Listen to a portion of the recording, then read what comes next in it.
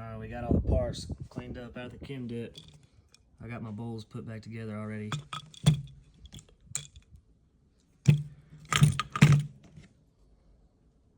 I'd say it's cleaned up a lot. So we're gonna try to slowly get it put back together.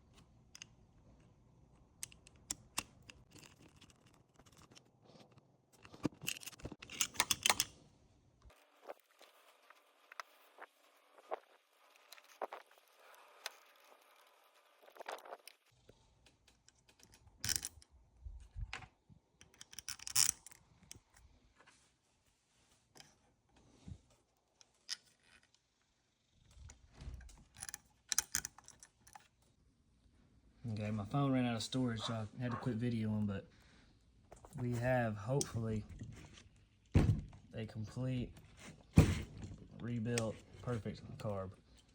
Definitely looks better. We'll see the operation later.